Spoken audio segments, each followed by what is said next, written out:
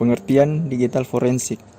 Digital forensik adalah penggunaan teknik analisis dan investigasi untuk mengidentifikasi, mengumpulkan, memeriksa, dan menyimpan bukti atau informasi yang secara magnetis tersimpan atau disandikan pada komputer sebagai alat bukti untuk mengungkap kasus kejahatan yang dapat dipertanggungjawabkan secara hukum.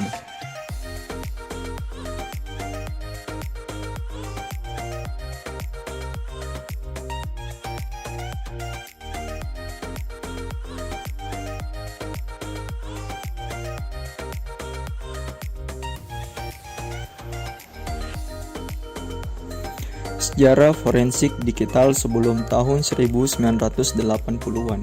Kejahatan komputer pertama kali diakui dalam Undang-Undang Pidana Komputer Florida pada tahun 1978. Undang-undang ini termasuk yang melarang modifikasi tidak sah atau penghapusan data pada sistem komputer. Pada tahun berikutnya, ruang lingkup dari cybercrime mulai berkembang dan beberapa undang-undang kemudian disahkan untuk mengatasi permasalahan hak cipta, privasi, atau pelecehan, serta pornografi anak. Baru pada tahun 1980-an, Undang-Undang Federasi mulai memasukkan pelanggaran komputer.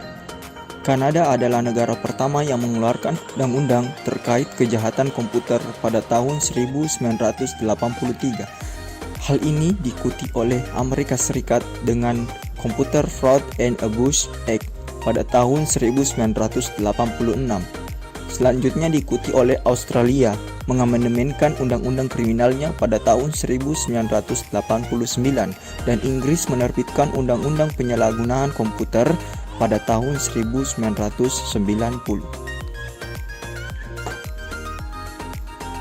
Pertumbuhan kejahatan komputer selama tahun 1980-an dan 1990-an menyebabkan lembaga-lembaga penegak hukum membentuk tim khusus di tingkat nasional untuk menangani aspek-aspek teknis dalam penyelidikan. Sebagai contoh, pada tahun 1984, FBI membentuk tim analisis tanggapan komputer dan tahun berikutnya Departemen Kejahatan Komputer didirikan di dalam kelompok anti penipuan polisi metropolitan Inggris.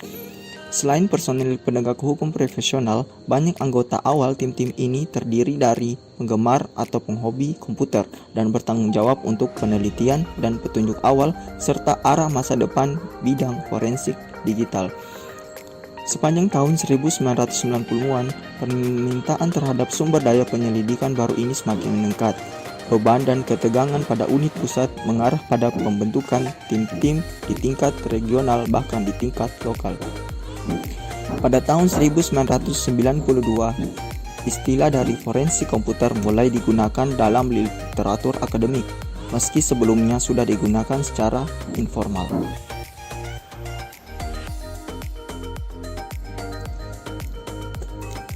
Sejak tahun 2000, sebagai tanggapan terhadap kebutuhan standarisasi, berbagai badan dan lembaga telah menerbitkan pedoman untuk forensik digital, salah satunya SWCD. Menerbitkan makalah tentang komputer forensik pada tahun 2002. Kemudian pada tahun 2005 diikuti oleh publikasi standar ISO 17025. Selanjutnya, sebuah perjanjian internasional Eropa, Konvensi tentang Kejahatan Dunia Maya mulai berlaku pada tahun 2004 dengan tujuan merekonsiliasi undang-undang kejahatan komputer nasional, teknik investigasi, dan kerjasama internasional.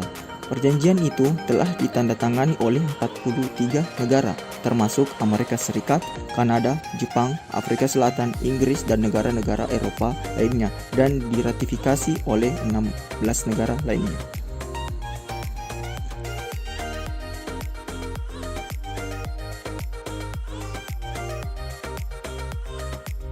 Berikut adalah tujuan umum menggunakan digital forensik.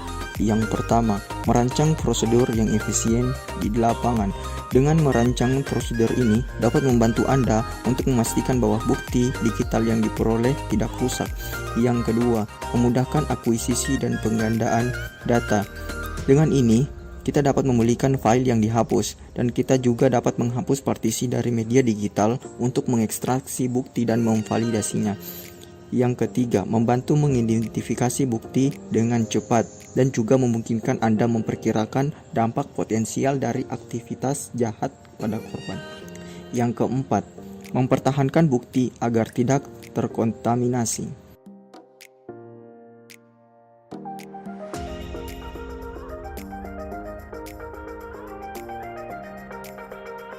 Cabang-cabang dalam digital forensik. Yang pertama, komputer forensik. Komputer forensik merupakan salah satu cabang dari digital forensik yang berkaitan dengan komputer. Yang kedua, mobile forensik. Mobile forensik merupakan salah satu cabang dari digital forensik yang berkaitan dengan perangkat mobile atau perangkat pada ponsel. Yang ketiga, triage forensik. Triage forensik merupakan cabang dari digital forensik yang diperuntukkan tentang bagaimana menghandle barang bukti elektronik secara benar ketika pertama kali ditemukan di TKP. Yang keempat, audio forensik. Audio forensik merupakan cabang dari ilmu digital forensik yang berkaitan dengan pengolahan barang bukti digital berupa rekaman suara dari suatu tindakan kejahatan. Yang kelima, video forensik. Video forensik merupakan salah satu cabang dari digital forensik yang berkaitan dengan teknik analisis bukti berupa video. Yang keenam, image forensik. Image forensik adalah cabang dari digital forensik yang berkaitan dengan analisa untuk menentukan keaslian sebuah foto atau gambar. Yang ketujuh, cyber forensik. Cyber forensik adalah salah satu cabang dari digital forensik yang menangani kasus kejahatan dalam dunia maya. Yang kedelapan, malware forensik. Malware forensik adalah salah satu dari digital forensik yang berkaitan dengan malware.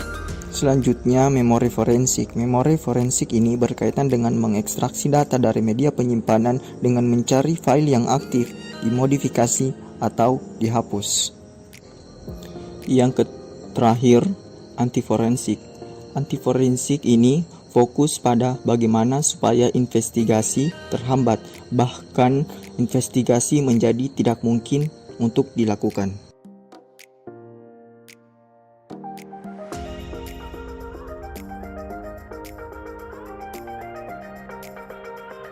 Tanggung jawab dan peran seorang analis komputer forensik.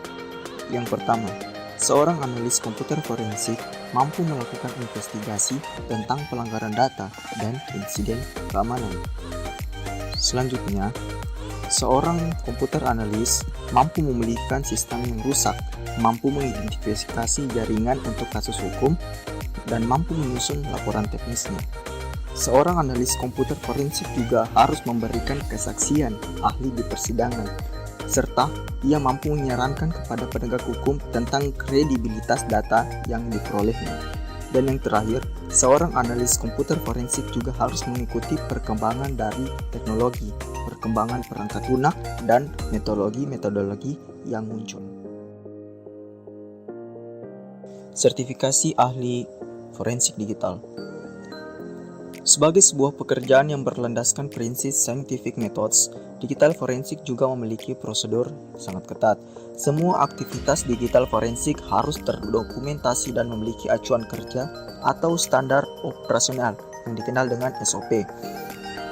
Di samping itu, menjadi saksi ahli dalam kasus yang berhubungan dengan IT haruslah memiliki sertifikasi.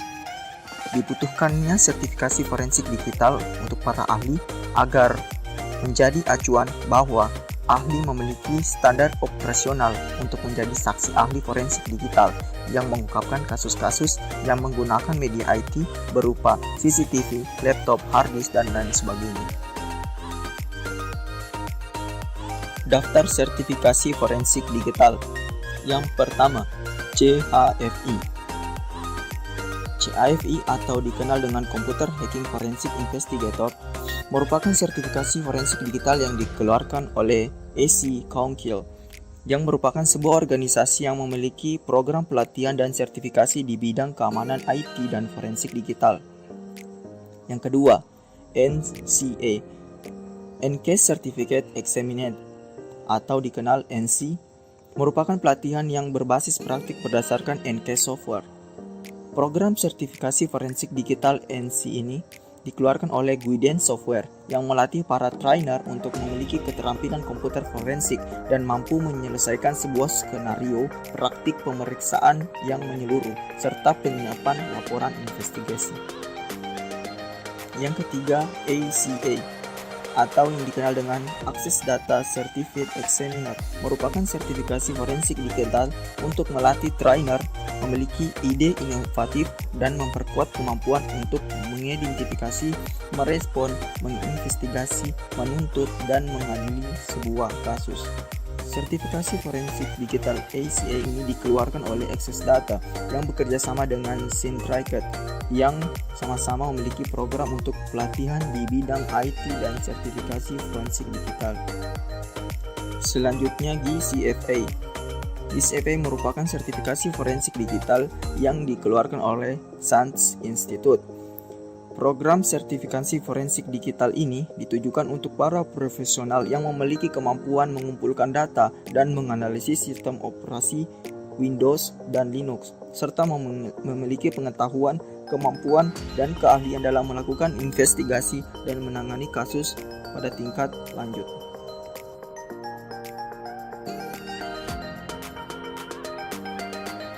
Tahapan-tahapan pada digital forensik.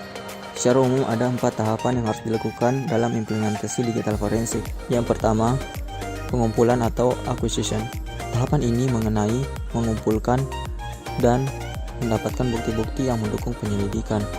Tahapan ini merupakan tahapan yang sangat menentukan karena bukti-bukti yang didapatkan akan sangat mendukung penyelidikan untuk mengajukan seseorang ke pengadilan dan diproses sesuai hukum hingga akhirnya dijebloskan ke tahanan. Yang kedua, pemeliharaan atau preservation.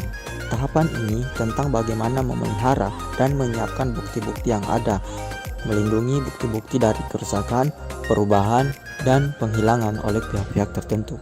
Bukti harus benar-benar steril, artinya belum mengalami proses apapun ketika diserahkan kepada ahli digital forensik untuk diteliti. Kesalahan kecil pada penanganan bukti digital dapat membuat barang bukti digital tidak diakui di pengadilan.